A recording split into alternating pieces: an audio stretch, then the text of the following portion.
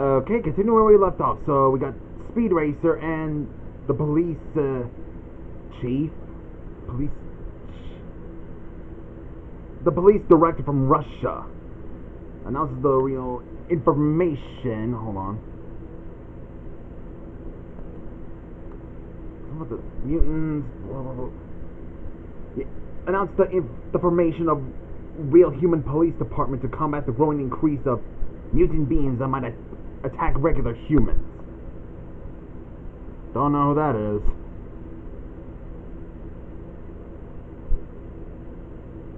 Is that Donifer Bang? Oh wait, I forgot. Yeah, he fought against Count Duckula. Oh, silly me. Almost not recognized him. Hey, Tintin. Interesting. Plus, I read it on Worst Heroes and Villains Were Ever's equivalent of Disney characters. Tintin is basically the equivalent of Basil of Baker Street. You know, Basil, the great mouse detective, the one who fought against Ratigan. That guy. Makes me think something interesting. Tintin versus Catechus P. Doom.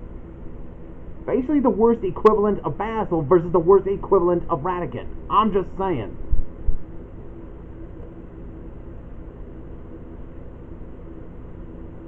Interesting seeing the Adventures of Tintin characters in there. I've only seen the movie of Tintin, you know, that's all CGI. I have never seen the cartoon one. Then we see Clang is waking up in this laboratory owned by this French dude. What was his name? Marcus Desing. Marcus. He wants to analyze this robot. Either he's from Sam & Max or is he from Monkey Island? That dude, I mean.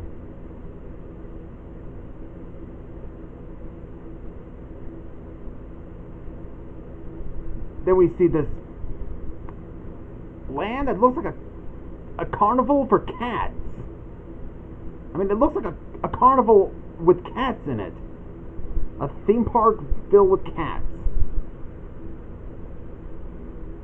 In Bannable Wit. Huh. I didn't get to watch the whole thing. I was just trying to find the villain in there that was from whatever anime it was. I forgot the name of it. Just for the idea stuff. See, Fritz Tuval just waiting to meet up with Lady Barbari. Let me read the name again.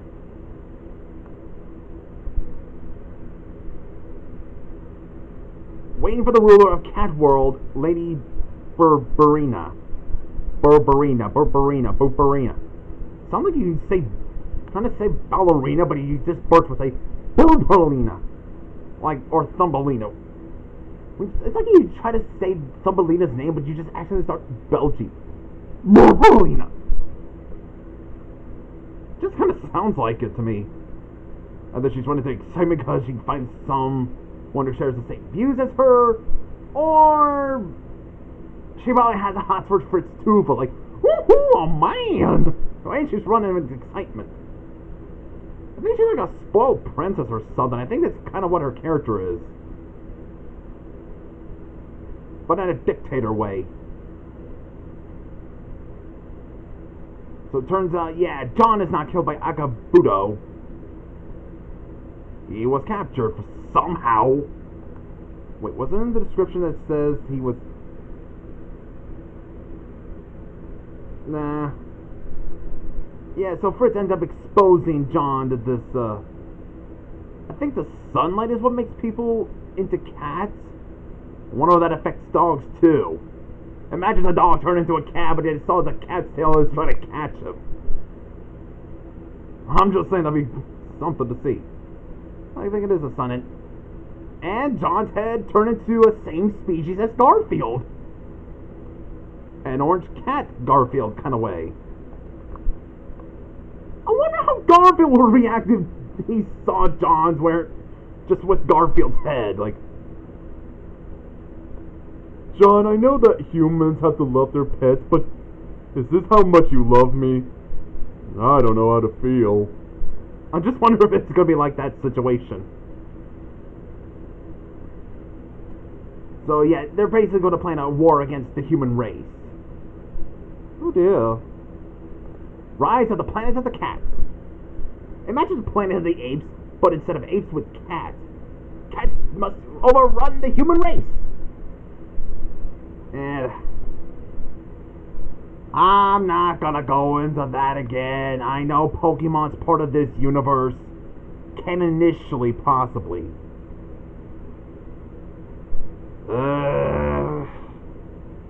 Yeah, you'll be hearing my dead-pain tone throughout Pokemon. Again. Like with the commentary of Pokemon Heroes vs. Disney and non-Disney Villains 1. But I am glad if it is part of this universe, then that means that Pokemon will not be part of the non-Disney wars. Again, hallelujah for me. I wonder if I'm going to get all many hate comments from Pokemon fans. Oh well. So we see Crucia's, Pikachu and the other Pokemons still are captured, of course, but Crucia is, well, actually, this girl, whatever, says that Pikachu is a tamed Pokemon, which Crucia thinks he might be a worthy. I can't believe I'm going to do this, even though I just don't like Pokemon. But Crucia, I like. Yeah, he's an interesting character, I will admit. Blah, blah, blah. But Crucia especially likes Pikachu's attitude. Catalina states that Pikachu is the one tamed by a human, so must be strong. Oh yeah, and Crucia has now imagined his monsters coming together.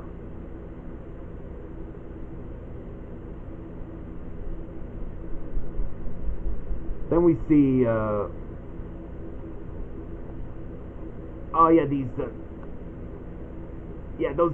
villains from King Solomon's Mines.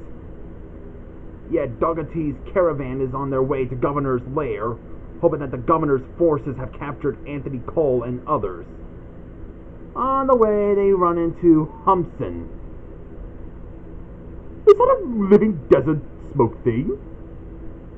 With talking mice? I'm just wondering, that's probably his reaction. Yeah, Dougherty is not amused seeing this guy, but he tells about blah blah blah. Well, I know he got away from like Movement Valley after he got his butt kicked by Movement Troll.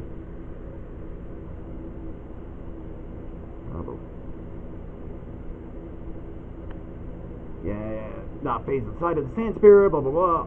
Also the lines about his failure. Okay. Which he's pleased by that. Hey, if any lands to conquer, of course. Then we see that dude again, still running around the dark world, and he meets Pajama Sam, who's for some reason, happy to see him, which confuses him. Was that how it went again? Yeah, Terry Bogard. No, wait. Yeah, that's Gas, of course. Whoa, many days, huh? Yeah, Sam believes they can help each other out. Then we see Terry. I'm just gonna call it Terry. Just, it's her first name. Runs into two street fighters.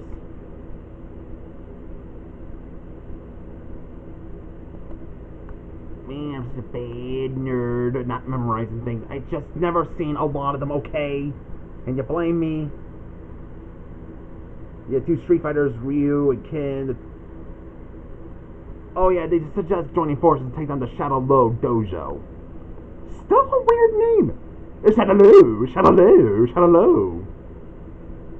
Then we see the Shadow Masters skulking at just yelling at Dimitri and Morgan for the failure, not killing Jerry and that other guy.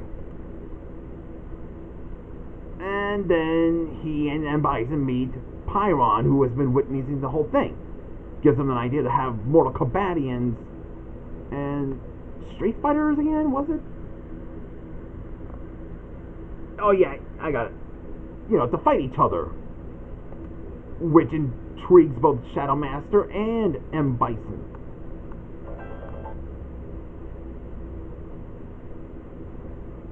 Brilliant plan! A crippling blow against my enemies, and a tiny muzzle.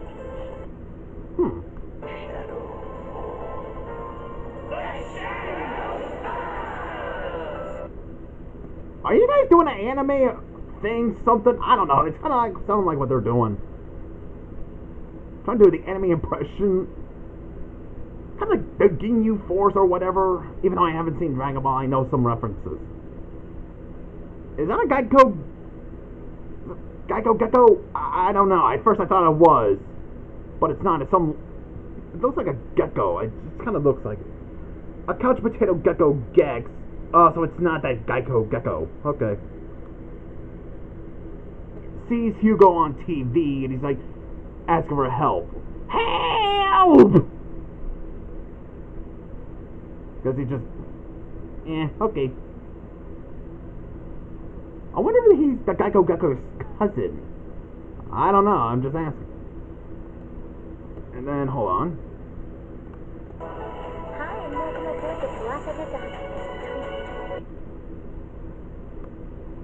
One thing in the description. I think Rambo tells this girl that Ryuko is being hunted by Geisen. For whatever reason, that is. I guess it's because of that suit she wears. That's armor.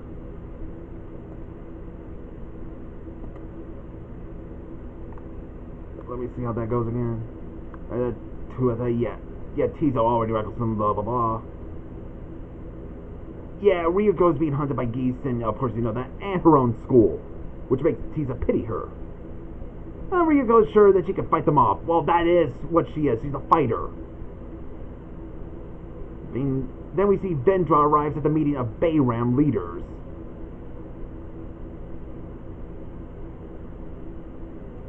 She meets up with these Bayram leaders just to show her powers. Neo... Dr. Nefarious, he's such a favorite villain of mine, you know? And it summons Megatron. The original Megatron from G1 Transformers, the first generation one. You know, despite Delamon's constant whining and begging, please put Transformers movies in non-heroes in the same way, please. Which I ought to keep rejecting. No. I think G1 Transformers might fit into this war better. Just asking, even though despite it was used in Disney vs. Non-Disney Villains Part 1 with a movie one. I mean, hey, the Transformers movie never appeared in Heroes vs. Villains Part 1. Just saying. But it is interesting seeing Transformers being in there. Then at the Palace of Power, yeah, that's supposed to be the Eggplant King or something like that. Yeah, these guys are just not getting along. Scratch and Grounder from that weird Sonic cartoon. King Hippo and Eggplant Wizard. You know, just meeting because these two are not getting along. Each of them are not. Then this mysterious being got these Scratch and Eggplant dude disappeared. Where'd they go? But it turns out this dude, I know who that is. Whatever his reason for that. Okay, that was Worst Heroes and Villains Were Ever Round 6 Part 2. Good second part of the round. So see you guys in the next part of this video. Or the next commentary or whatever.